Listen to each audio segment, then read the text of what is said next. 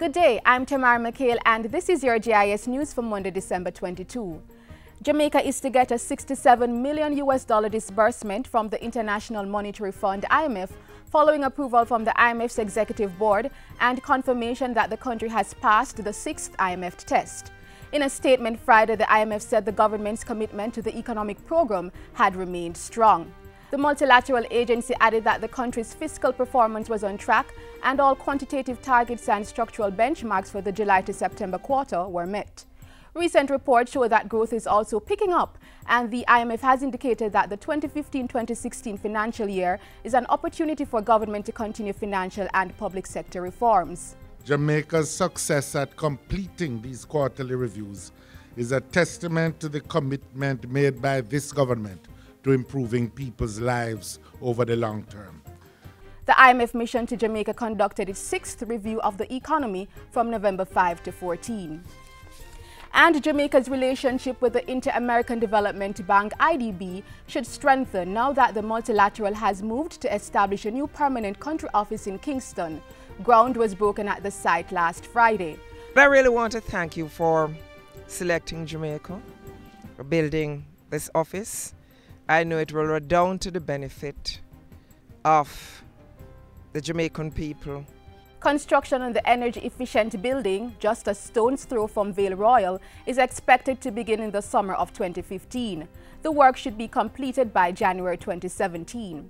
Friday's groundbreaking was one of several activities on the agenda for the IDB President Luis Alberto Moreno, who was on the island for a 2-day visit to mark 45 years of partnership with Jamaica. Since 1969, the island has benefited from $3.8 billion worth of IDB grants and loans for investment and budgetary support. As Christmas Day approaches, Prime Minister Portia Simpson-Miller is urging road users to take greater caution on the roadways. Mrs. Simpson-Miller's call follows an increase in the number of road fatalities since the start of the year. More than 300 people have died in road crashes. During a recent meeting of the National Road Safety Council, the Prime Minister said she was disheartened by the number of road fatalities and called for individual and collective responsibility to minimize fatal crashes. Mrs. Simpson-Miller also pledged her commitment to ensuring the speedy passage of the amended Road Safety Act, which she believes will address a variety of road safety issues. In the meantime, the Jamaica Constabulary Force says it will continue to maintain a strong presence on the nation's streets during the festive period. Head of the Community Safety and Security Branch, Senior Superintendent Karina Powell-Hood, says more police will be in bus parks and busy commercial areas. We have started already as an organization to deploy police officers in our major shopping centers, our busiest thoroughfares. You will notice we've started already at some of our major intersections within the corporate area, and this is replicated throughout the island as well. SSP Powell-Hood is also encouraging business operators to ask the police for help to transport large sums of money. And for persons who may need to discard barrels received from overseas, the SSP says householders should remove names, addresses, and other information that could be used by criminals.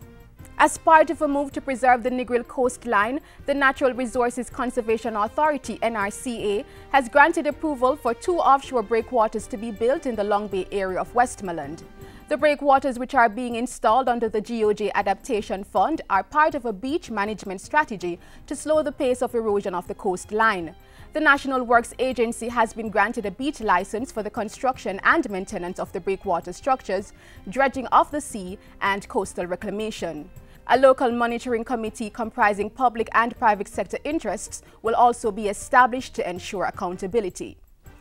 And finally, work to rid the island of mosquito breeding sites is moving apace, with most members of Parliament submitting Chik-V work programs. The National Health Emergency Response Monitoring Committee is reporting that 55 of 63 MPs submitted their work programs, with 52 approved and underway. Committee Chair Senator Sandra Faulkner said advance payments of 50% have already been made for approved programs. And that's it for JIS News today. I'm Tamara McHale. Thank you for watching.